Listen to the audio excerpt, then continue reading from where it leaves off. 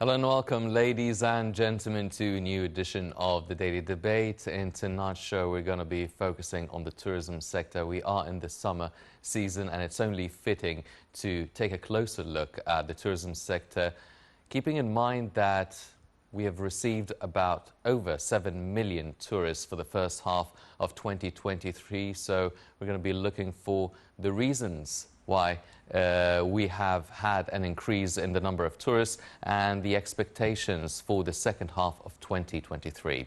But before we start doing that, let's check out some of the stories making the news today.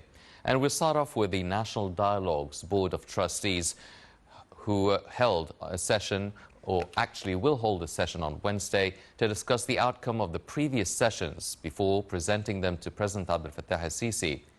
The General Coordination of the National Dialogue, Diyar Ashwan, said 13 committees out of 19 have come up with legal and executive suggestions and recommendations. Rashwan said specialized committees have held meetings over the past period with a number of experts and specialists to lay out political, economic and social suggestions.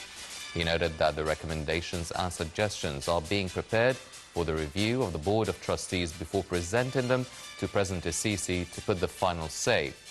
The National Dialogue's Board of Trustees is scheduled to hold a session over the outcome of proposals by specialized committees.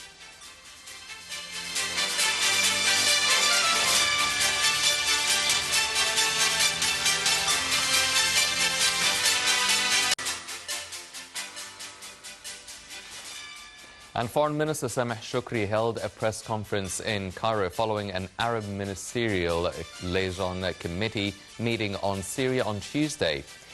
Now, earlier, Shukri met with his Syrian counterpart Faisal al-Miqdad, during which he asserted that the committee is keen to help solving the Syrian crisis and support the Syrian people, as well as preserving the unity and territorial integrity of Syria.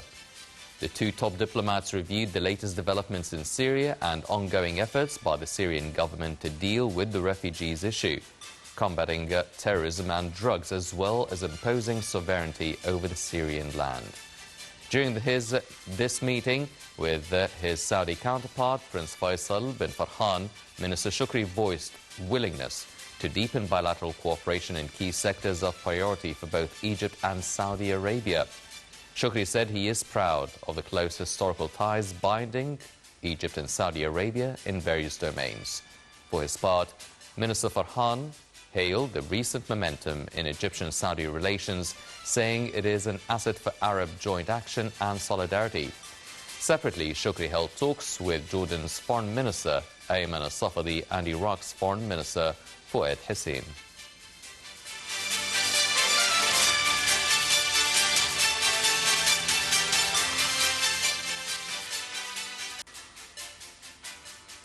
These were a couple of the stories making the news today, but now turning our attention to the tourism sector. Now, everybody is expecting the number of tourists that Egypt will receive by the end of 2023 to reach 13 or maybe even more than 13 million tourists. Let's check out this report and we'll be right back.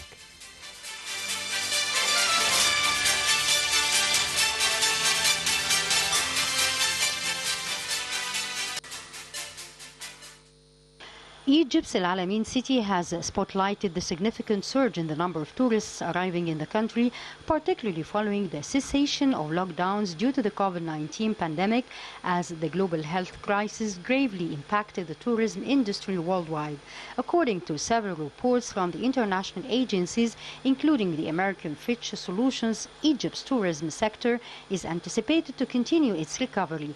The Egyptian Center for Thought and Studies highlighted a notable growth in tourism. There was an astounding 117.5% annual increase in 2021, registering 8 million tourists compared to 3.7 million in 2020. Moreover, as 2023 progresses, the inflow of tourists is expected to surpass the pre-pandemic levels of 2019. This surge can be attributed to the pent-up demand for travel following lockdowns and the resolution of the Russian-Ukrainian crisis. Fitch Solutions predicts a further 11.6% annual rise in incoming tourists, with number reaching 13.1 million in 2023 compared to 11.7 million in 2022. This growth will positively impact the nation's tourism revenue, which is projected to climb to approximately $14.4 billion from $13 billion within the same period. Egypt has experienced a remarkable influx of 7 million tourists in the first half of the year. The achievement has been revealed by the country's Tourism and Antiquities Minister, Ahmed during a meeting with the Permanent Committee for Licensing Hotels and Tourist Establishments. The minister revealed that in April alone, Egypt witnessed an unprecedented number of tourists, reaching a record-breaking 1.35 million visitors. According to Isa, this is a substantial growth compared with 11.7 million tourists in 2022, reflecting a remarkable 46.2% increase. Egypt has been actively focused on revitalizing its tourism industry, which is a crucial sector for the country's economy. The sector faced challenges due to the impact of the coronavirus pandemic and Ukraine's war. To stimulate the sector, the government implemented several measures, including an introduction to a policy which is enabling 180 nationalities to obtain tourist visas upon arrival in Egypt. This move is aimed at simplifying the visa process and encouraging more international visitors to choose Egypt as a destination. Moreover, the government eased visa regulations specifically for visitors from China, Iran, India, Turkey, Morocco, and Algeria. In September, Egypt introduced its first ever online platform aimed at regulating the entry of yacht trips into the country. This initiative is part of a newly developed strategy that aims to capitalize on Egypt's distinctive strategic geographical location and extensive coastal lines.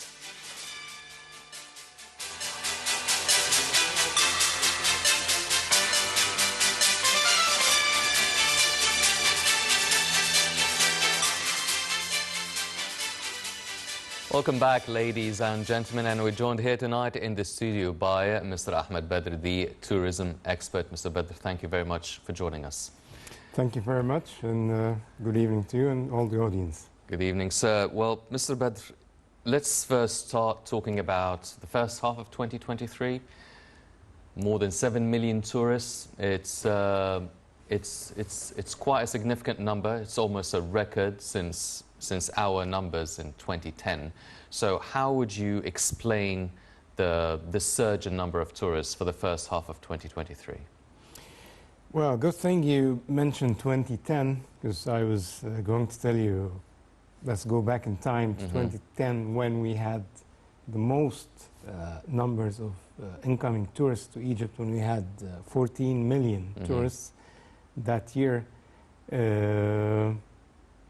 It was a booming year, and it was expected to have even more in 2011, but unfortunately, since 2011, we were passing by many unpleasant incidents and events and many things. And when things started to get back to normal in 2018, 2019 was very good, especially the last quarter of 2019. I'm talking about starting from October 2019 until February 2020, things were going very well. Then we had the whole world closed for the corona pandemic. We had more than a year, almost a year and a half, almost zero. That was the whole world, not just Egypt. Then when things started back to normal again in end of 2021, 2022, then we witnessed a really high demand to Egypt, back to normal before the pandemic. That's why we are seeing this number, 7 million tourists in the first 6 months of 2023, and we had almost 11.5 or even maybe 12 million visitors back 2022, and we're expecting to get back to 2010 this year, hopefully even more, with at least 14 million hopefully 15 million. Actually, with what we are seeing in the industry, I could say we can reach 15 million visitors this year. This is, of course, will impact very, very positively on Egypt economics and people's economics as well. You know, tourism is one of the industries that is going directly to the people. You know, it's tourism is an industry that is moving with 70 other industries, food, beverage, communication, you name it. So everybody is getting benefit of tourism. So that's why income of tourism go to not just tourism, but to the vendors in the streets, to everyone. So it will impact very positively on everybody. It will impact very positively on having hard currency in Egypt. Still, the question is, do we deserve only 15 million? I don't think so. I know we deserve much, much more than this. Even if we don't talk about numbers of visitors, I mean, if we talk about income, we deserve more income than what we are currently have. I mean, we can easily reach 30 and 40 million visitors. We have everything. You know, if you want history, no place like Egypt. If you want beaches, no place like Egypt. If you want adventures, the desert of Egypt provides so many kinds of adventures that will attract adventure lovers. Diving, we have the second best spot for diving in the world, Ras Muhammad. Religion, we have Christianity, Islam, Judaism, all the attractions of the main religions are here. If you want food, Egypt, we're very known with our foods, you know, fool, tamaya, kushari, you name it. Entertainment, I mean, we have everything. It just, the thing is, we need to get use of everything. We need to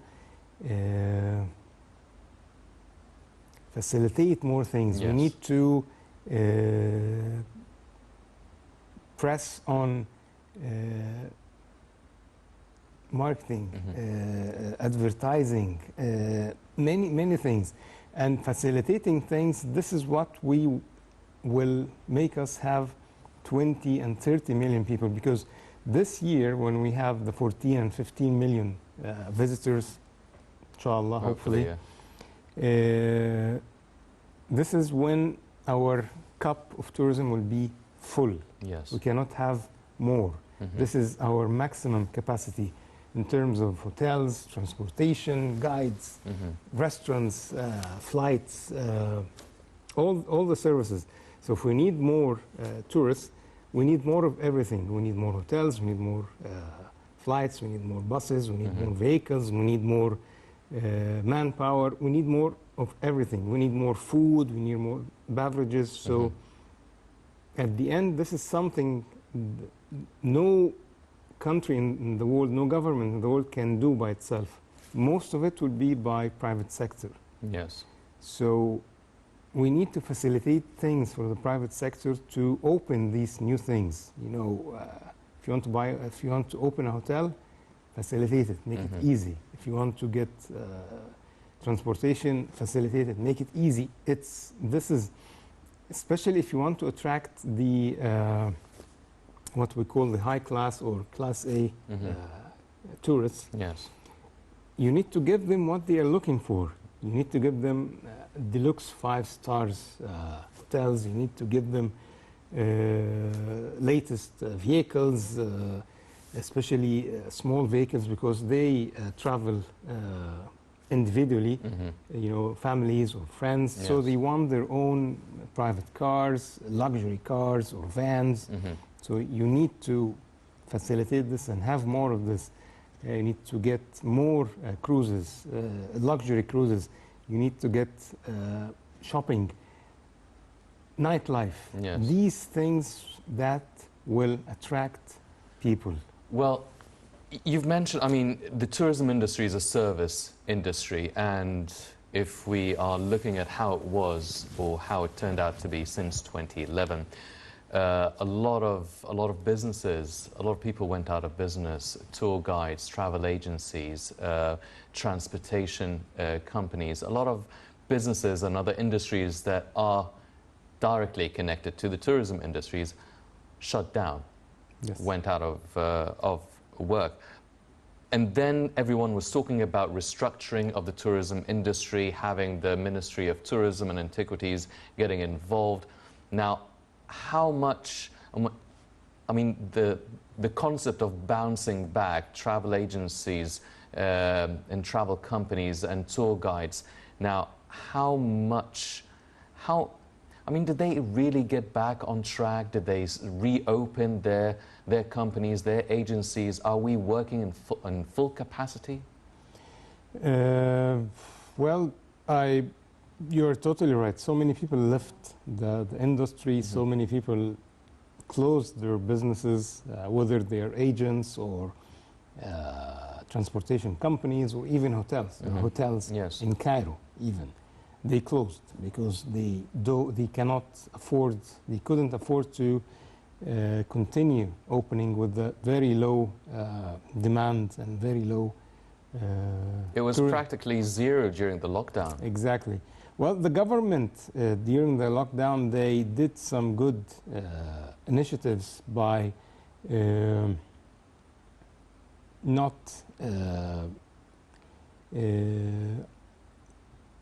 charging, I mean, not getting any taxes or payments from the owners of the businesses. But at the end, they have any other running costs, electricity, water, employees that they need to get them their salaries, very Yes. high running costs, especially for hotels. To keep the hotels, to maintain them. I'll tell you something about the cruises. When you stop a cruise, Nile cruise, and you don't operate it for some time, a few months or a year, it's a very high cost because you need to run the air condition 24/7. Upper Egypt, we all know it's so hot. So if you don't do that, the heat will literally destroy the boat from inside. Especially the wooden, especially all the furniture, it will be totally lost. So it's either you keep the running, the air conditions running, which is high cost, or you don't, so you lose the whole cruise. So Yes. many cruises went out of business because of this, because their owners couldn't afford the high running costs during the lockdown with zero Yes. income. Now, and also many people, they left the entire industry. They either traveled to other countries or they started in other industries or they did their own projects. Now, it was very challenging for us in tourism business, especially when things start to get back end of 21 and the first half of 2022. We faced that problem with not having everything running full capacity. again, if we're talking about the cruises, before the pandemic, we had almost, let's say, 250 cruises. After the pandemic, when things get back, we had only maybe less than half of it working. So we're talking about 100 or more cruises went out of business. Yes. So even if you have the demand, you don't have the space. Same thing for hotels, same thing for guides. Many guides left the business, hotels closed, restaurants, many places. So, and even when these places started to have new employees and recruit other staff, they were not up to the standards. You know, many of the old staff refused to get back. So the new ones were not really trained on what expected from them. Yes. And we had some problems, but things started to get much better on the starting from end of 2022.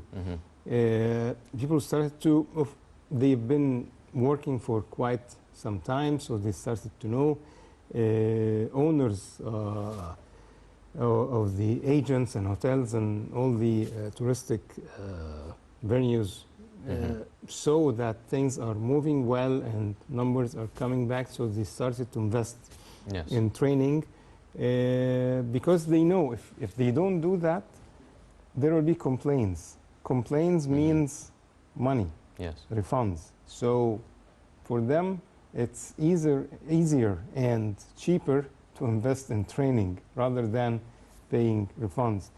And this is one of the things that needs to be continued.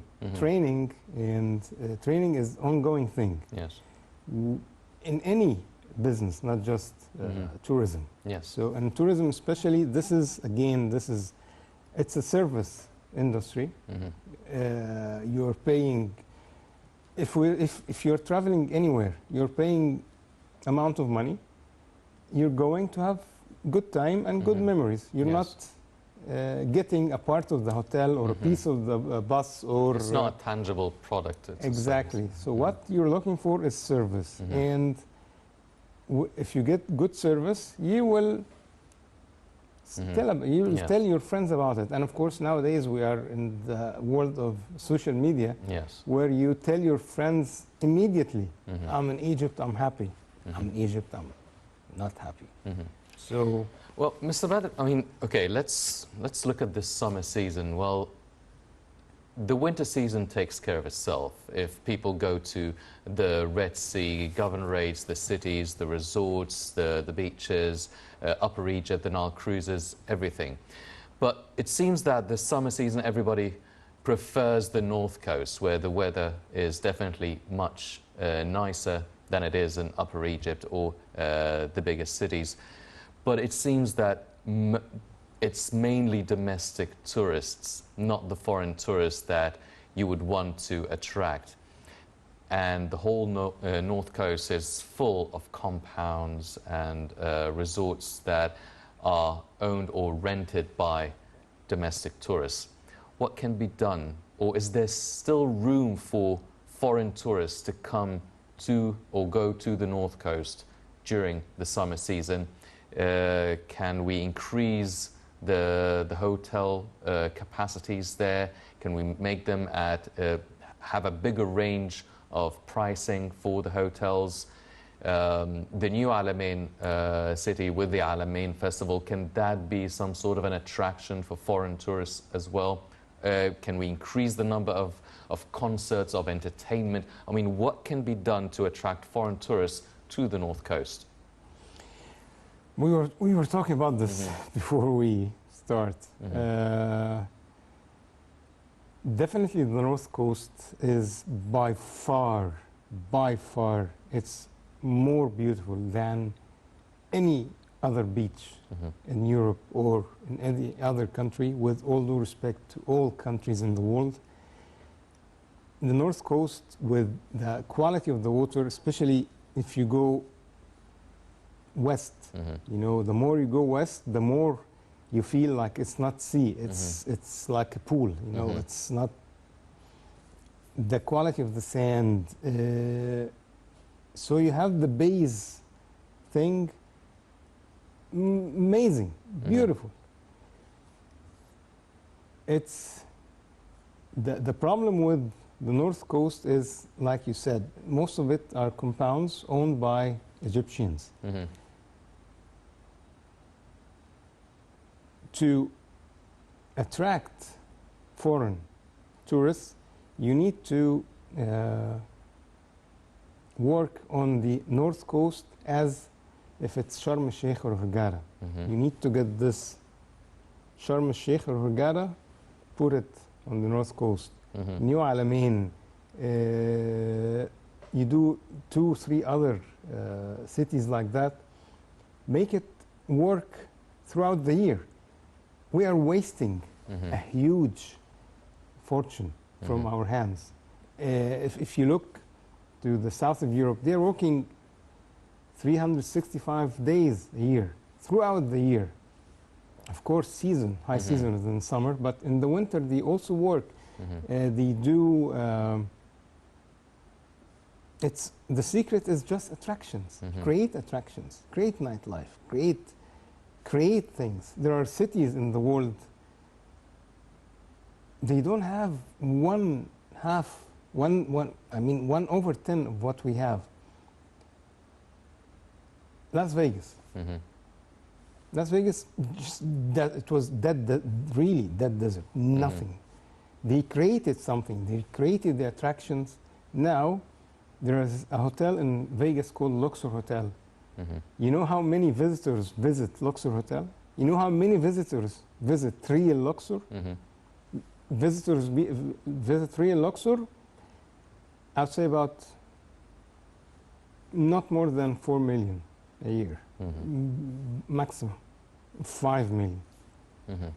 Luxor Hotel, 25 million visitors a year. So it's all about the attractions. It's all about how you create something to attract people to you. And of course, this is one thing. Then the ease of arriving to this place, the ease of transportation, the ease of flights, the ease of going. You have variety of hotels, 5 stars, from 5 stars deluxe to hostels for young people. You have everything. So this is how you make the North Coast a big attraction for foreign tourism throughout the year. Especially the weather is much better. Even in winter time, even people will think, oh, why should I go to North Coast in winter? Why should I go there in January or February? Okay, you can, why not? If you have the proper attractions, if you have good, let's say if you have a big amusement park, something like Disneyland, Yes. you will go throughout the year. Everybody will want to go. It's raining, okay, no problem, I'll go. This is, and depends on the seasonality. Maybe, okay, I cannot go in the summer because it's very expensive, but in winter time they have better rates. So even here, if let's say Luxor and Aswan, they're extremely hot in summertime, July and August. Remember 2 weeks ago when we had this heat wave? Yes. In Upper Egypt, temperature was 50 and above. Yeah. Still, you had tourists from Europe, especially from Italy and Spain, and from other countries, because some of them, they cannot afford to travel to Egypt in winter time, in high season, because the rates are high, are higher. So, okay, I can live with the heat, so I will go in the summertime, where rates are much less. So it's up to you. This is what we call compromise. So you can create something. You can now with Alamein, you know, with the the festival of Yes. Al-Alam Alamin, it's attracting people, especially from Gulf area. Yeah. Many tourists are coming from Gulf area. And there are some tourists also come from Europe, but still not that much. But if you create the right thing, what if you do this festival in March or June? You know, it's, or somewhere it's not, sometimes it's not. Anyway, summertime it's high anyway. So if you do it, Maybe spring. maybe spring, yes, spring Alamein festival, why not? October, no, you know, you will even Egyptians will love to go. Yes. Make it something affordable. Make it, again, create attractions. Do a story about these attractions. Sell it to the world. The world will Yes. come to you to see them. Ladies and gentlemen, Fitch Solutions actually expects the recovery of the tourism sector here to last even up until 2027, 2028. The numbers everyone's expecting for this year would be 13 to 15 million tourists. By 2028, Fitch Solutions is expecting about 25 to 30 million tourists. Let's check out this report and we'll be right back.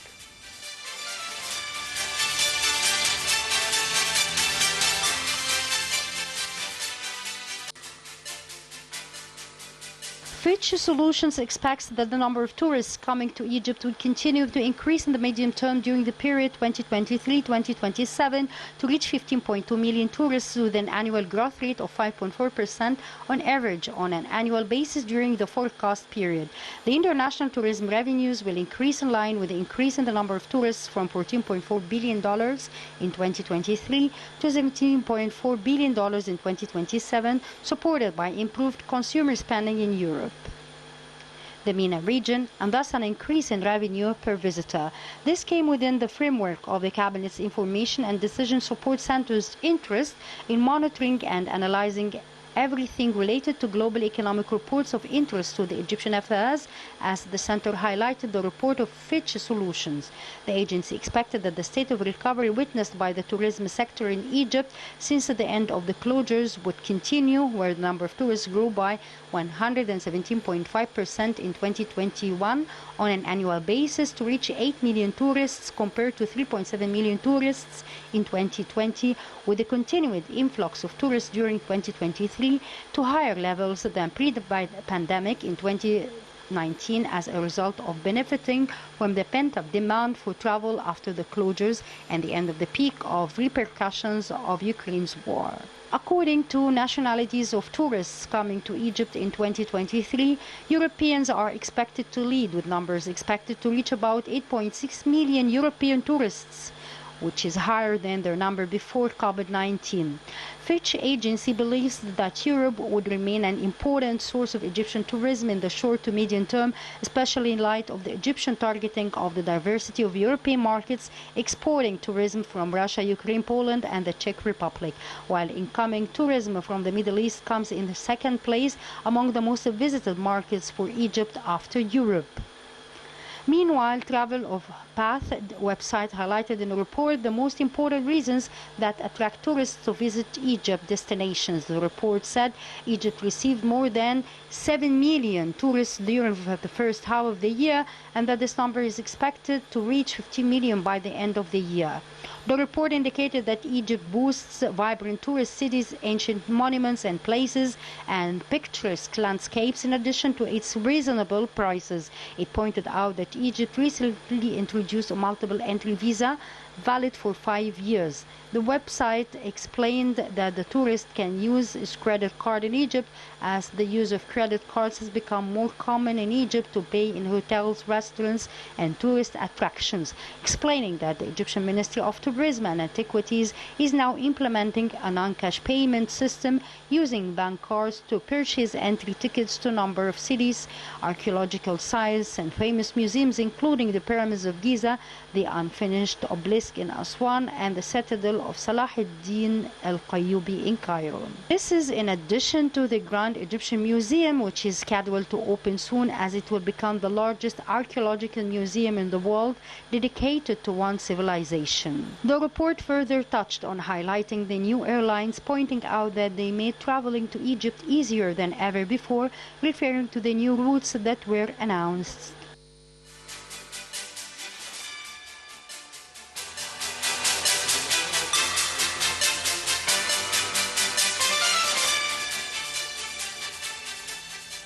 Welcome back, ladies and gentlemen, continuing our discussion with Mr. Badr. Now, we've been talking about the markets attracting foreign tourists, and the market that Egypt has been targeting or is well known for are mainly the Europeans, the Ukrainians, the Russians, the Germans, the Italians. So it's mainly that. Do you think that with the Ukrainian-Russian conflict, we've been very dependent on Russian and Ukrainian tourists for decades, especially for the Red Sea resorts in Sharm el-Sheikh and Hurghada? Do you think that that has been affected and now they are starting to coming back? Will we see more of an increase or a return to our previous level prior to the Russian-Ukrainian conflict? Yes, especially Red Sea resorts were very dependent on Russian and Ukrainian markets, that's for sure. And since the start of the Russian-Ukrainian conflict, definitely that affected us very much. I think if without this conflict, we would have reached easily the 15 million and even slightly more, definitely. But some other markets, new markets and existing markets, that they filled the gap that the Russian and Ukrainian markets left. The problem, especially with the Russian market, is the payments. It's not just the war that is preventing them from coming, but the payments, you know. It's all politics at the end.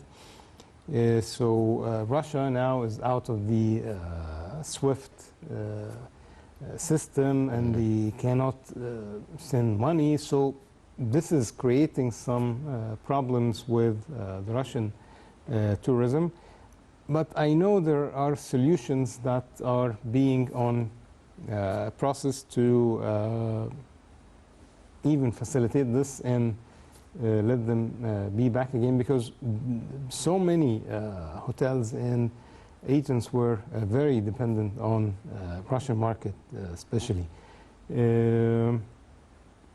So I think this, when they reach a solution, when they reach something that, I don't know, maybe they accept rubles or I don't know really what's going on, but I think that's what they are discussing, and they can pay with rubles through another system than SWIFT. So if this is fixed, definitely we will have more and more Russian tourists back to Egypt again.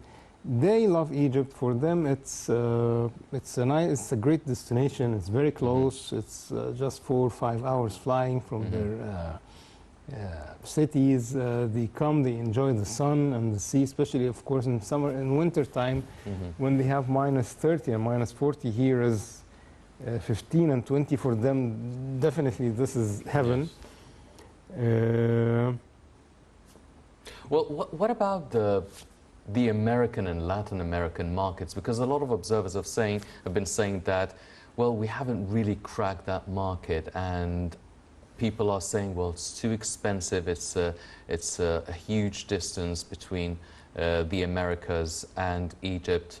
But now with the efforts of the Civil Aviation Ministry, the increasing number of flights and airports as well, is it possible to try and penetrate the American market and the Canadian and Latin American market as well? Can we include Egypt, or have Egypt form some sort of an alliance with other North African or Middle Eastern countries, so Egypt becomes part of a tour that an American or South American tourist would actually pass by Egypt as part of a tour for the MENA region?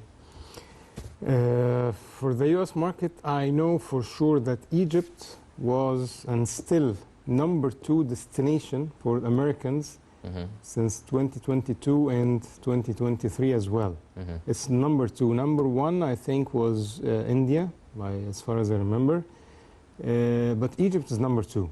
So that means Americans, they don't mind, and that's Americans and Canadians and Mexicans and all the Brazilians and all the Latin America countries. They don't mind the long flights, especially if they can have a layover in the middle. So that's why most of them, they prefer to fly via Europe. They don't mind. They love to come to Egypt for the history. Not all of them come for the beaches, because they have their beaches on the Pacific and Atlantic and the Bahamas and, you know, all the Caribbean islands. So they prefer to come for the history. What they are looking for is good service, luxury. I mean, good service and luxury, you know, from good service up. Yes. They are not that kind of clients that they will fly with charter flights and stay for a week. And, you know, they are not that budget clients. Most of them, they have a good budget and they want to spend it and they want to have good time.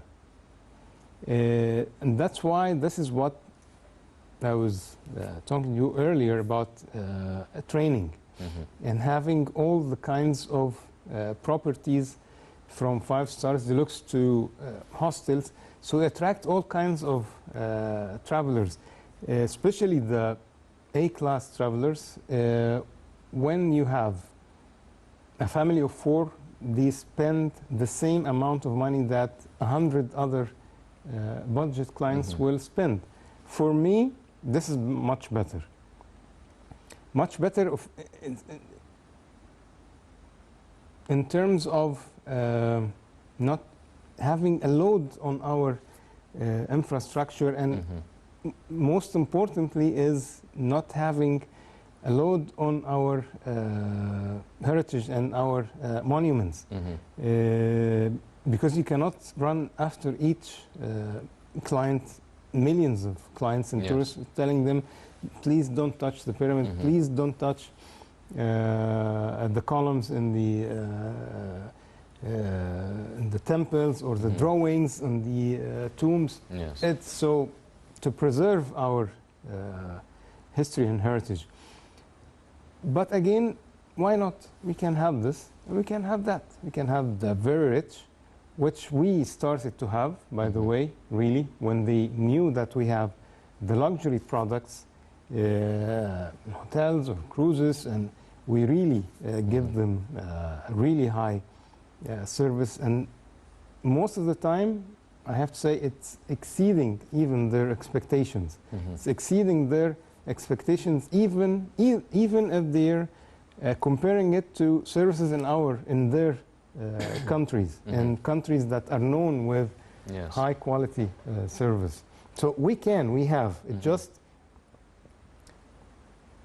we need to have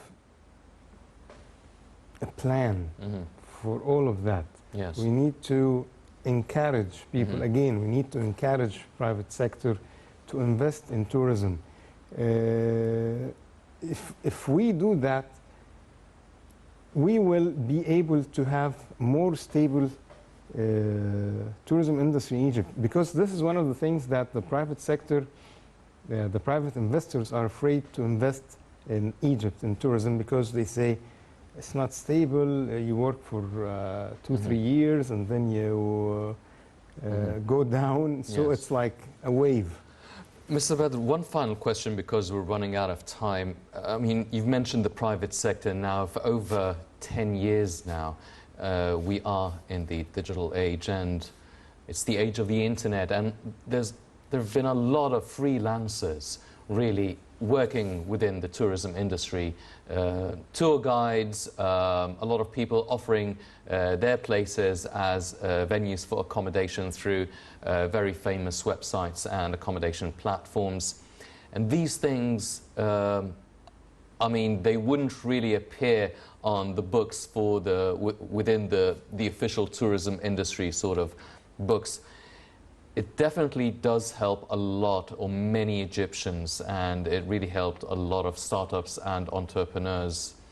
And at the same time, it didn't really appear in the books of the tourism industry. Do you see this as something that is beneficial for the tourism industry as a whole, or does it have its own drawbacks? But at the same time, this is the age, and it's the time for people who might not afford 4 or 5-star hotels, who can actually go and stay or rent a room in a flat with someone. Well, this is the new era. This is the era of the internet. The whole world is going like that. Whole Europe now, I don't think there are any more travel agents in Europe. Everybody's doing their bookings online, flights, hotels, I mean accommodation, so everything. You go to Paris, you don't need anyone to take you around, everything is there. So this is coming, of course. Still, one of the main things in Egypt that I think we need to stress on is the people themselves. You know, there are a big difference from going to a museum and listen from earpiece or listen from a guide. You know, he will tell you the story and you'll have a conversation. Yeah, exactly. So it's again, but at the end we cannot stop that. First of all, this is again the modern era that everybody's going to. It just needs to have some we need to have a system for that. You know, all other countries, they have system for that. So they read, they see, they know who are there. So if we do a system like that, everybody will get benefit from it. And that's why there are loads of work on infrastructure, transportation, metro lines, the opening of the Grand Egyptian Museum, very imminent though. Still a lot to look forward to within the tourism industry, but unfortunately that's all the time we have for this edition of the Daily Debate. Before we go, I'd like to thank my guest, Mr. Ahmed Badr, the tourism expert. Mr. Badr, thank you very much for joining us. Thank you very, very much. Ladies and gentlemen, please stay tuned for more coming up on Nile International. I'm Henny Saif.